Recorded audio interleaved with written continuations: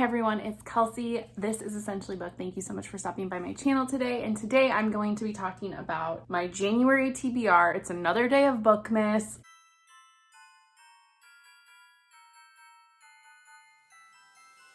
Let's get started. So I have another very ambitious TBR. I read so much in December that I'm just feeling highly motivated that this is normal, which it's not.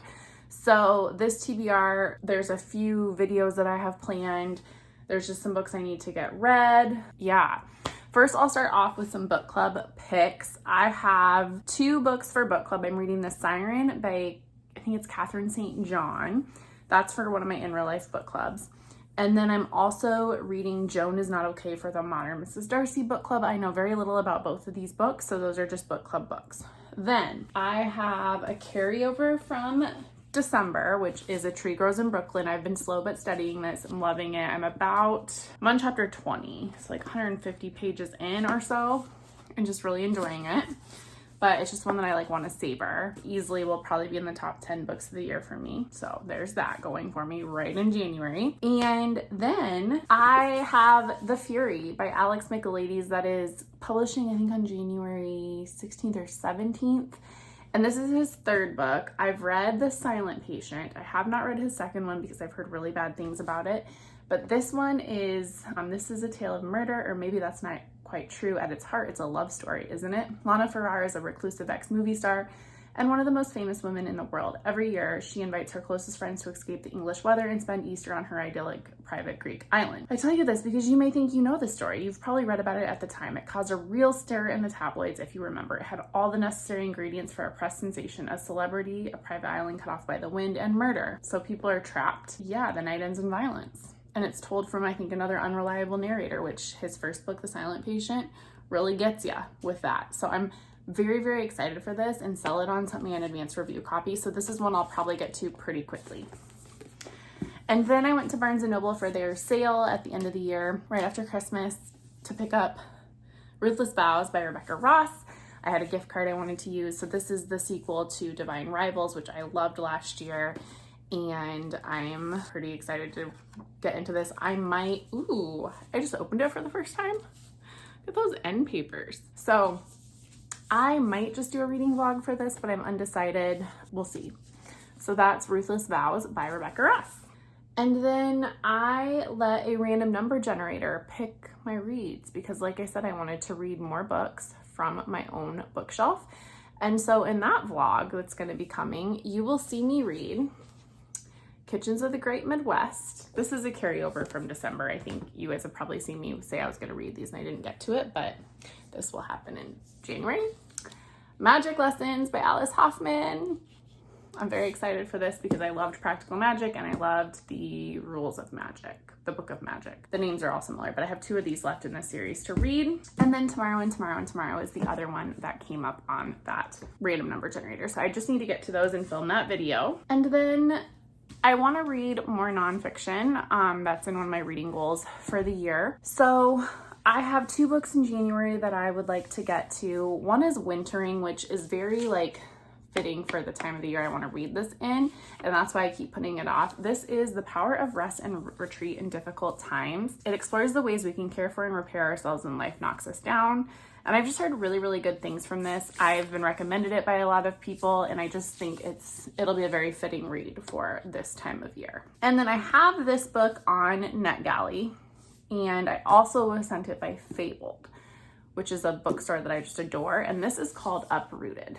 And this is recovering the legacy of the places we've left behind. So I'm gonna just share a little bit. When I did the Fabled book subscription, it comes with these cute little cards with why they recommended that book to us. I just think it's really special. So I've taped them in all the books that I've gotten, but this is by a Washington, D.C. based journalist, Grace Olmstead.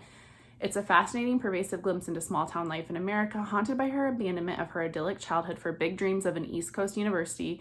She examines the divergent lives of people who flee small towns and those who stay, left to deal with dwindling populations and government policies that favor big business farming and threaten a deeply rooted way of life.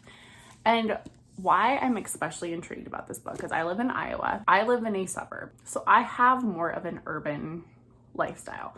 However, Iowa is an extremely rural state, so I can drive 5 minutes. Just kidding, I can walk up my street, so a block, and there's a cornfield. I am very in tune with rural Iowa, and that I have a lot of family who live in very rural places in this state, and farming is a huge component of our identity. So I am just intrigued by this book because I think it will give me more of an understanding on how rural versus like urban works, and how some of the policies are kind of impacting us from like a sociological, political, all of that stuff. I'm very interested in why people vote the way that they do when policies are like detrimental to them. So I'm just very interested in this book. I think the cover is gorgeous, but I just think it will be like deeply applicable to the things that really interest me and just the world around me. And then I'm still working through Throne of Glass. So I have Heir of Fire, which is the next book in the series. And I'm also still working through The Assassin's Blade. And then of course, Sarah J. Maas's newest book releases at the end of the month, which pretty sure I will just go grab that from one of my bookstores, and that will be like drop everything and read. I'm toying with a reread. Sorry, I was looking over here, but I'm toying with a reread of the series because there's like so much information in it that might happen. I'm adding this to my stack. It's a reread, so it won't be as like necessary, but I think I do want to reread this series before the third book comes out, just so I remember everything that happened, because if you know Sarah J. Maas, you know that she, like, the last 50 pages of any book of hers are just like boom, boom, boom, boom, boom. All these things happen and you have whiplash and it's exciting and fun. And it just throws you for a wild ride. So I think I will add House of Earth and Blood and probably House of Sky and Breath. I can never remember the names, which is like all fantasy. Can we just have easy names, you guys? Please? That'd be so great.